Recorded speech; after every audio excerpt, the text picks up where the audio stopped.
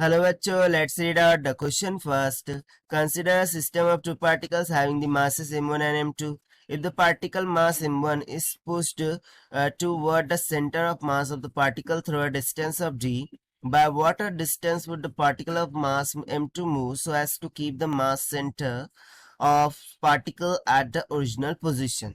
So basically बहुत ही simple सा question है। दो मासेस है m1 और m2, ठीक है, उनको कुछ डिस्टेंस पर रखा गया है। अब m1 को हम by distance of small D क्या करते हैं, थ्रो करते हैं, ठीक है।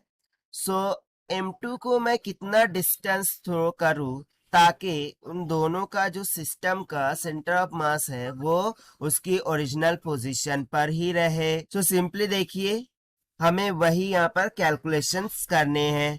सो इसके लिए सिंपली हम सबसे पहले तो बात कर लेते हैं की कॉन्सेप्ट की, जिसका हम यूज करने वाले हैं इस सॉल्यूशन के लिए, ठीक है। सो की कॉन्सेप्ट हम यहाँ पर क्या लगा सकते हैं, so simply from centre of mass, okay, here I will say from centre of mass we know that कि जो मास होता है वो आर के इनवर्सली प्रोपोर्शनल होता है। अब आर क्या है, distance between the two masses, right, ये distance between the two masses होगा।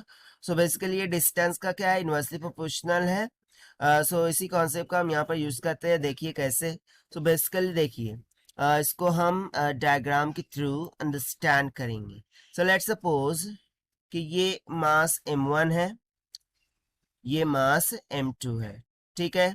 इनिशियली दोनों कुछ इस तरीके से थे और इनका जो सेंटर ऑफ मास था, यानी कि इन दोनों का कंबाइंड, ओके, वो कुछ यहां पर था। इसको मैं मान लिया सेंटर ऑफ मास।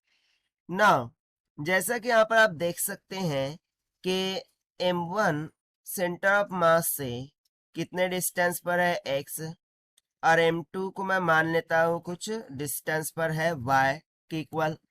अब क्या हो रहा है कि m1 d डिस्टेंस से सेंटर ऑफ मास की तरफ मूव कर रहा है। सो बेसिकली उसकी न्यू पोजीशन ये हो जाएंगी, ठीक है। सो m2 कितने डिस्टेंस से सेम डायरेक्शन में मूव कर जाए ताकि ये जो सेंटर ऑफ मास है वो उसकी ओरिजिनल पोजीशन पर ही रहे। सो लेट्स सपोज कि m2 अब यहाँ पर आ गया है फाइनल केस में, और वो कुछ डिस्टेंस कैपिटल डी कवर कर रहा है। सो हमें यहाँ पर यही जो कैपिटल डी है ना, वो कैलकुलेट करना है। सो बहुत ही सिंपल सा क्वेश्चन है। तो सबसे पहले तो मैं इनिशियल केस के लिए बात करूंगा, ठीक है। सो यहाँ पर हम बोलेंगे फॉर इनिशियल केस, ठीक है। इनिशियल केस में क्या था, सिर्फ m1 था, x था, m2 था, x था। सो ये दोनों क्या होंगे, इक्विलिब्रियम पर होंगे सेंटर ऑफ मास की वजह से। सो मैं सिंपली बोल सकता हूँ कि m1 times of x is equal to m2 times of y। Okay, यहाँ पर x1 y1 नहीं है, ये सिर्फ x और y है, ठीक है। सो इसको हम मान लेते हैं इक्वेशन नंबर 1। ना सेकंड केस में यहाँ पर मान रहा हूँ फाइनल का। अब फाइनली केस क्या बन रहा है, देखिए m1 times of x minus of d, ठीक है। ये इतना डिस्टेंस कितना हो जाएगा, x माइनस ऑफ d हो जाएगा, और ये वाला डिस्टेंस कितना हो जाएगा, यदि मैं ये वाला कंसिडर करूं तो y माइनस कैपिटल d हो जाएगा, ठीक है। सो ये न्यू पोजीशंस है ना उनकी।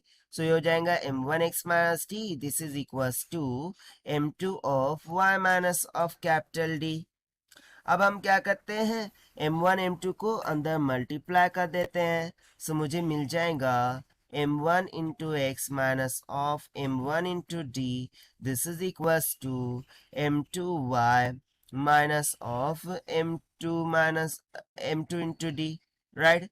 बट देखिए इक्वेशन 1 से m1x और m2y तो बरोबर है। सो ये दोनों साइड से कैंसिल हो जाएंगे।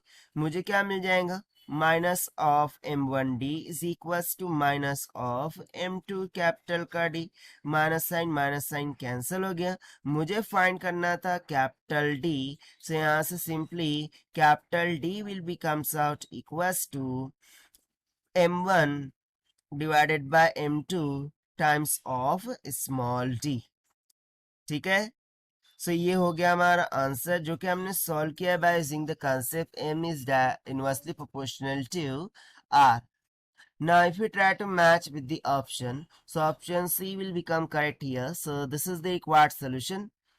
I hope you understood it well. Best of luck. Thank you.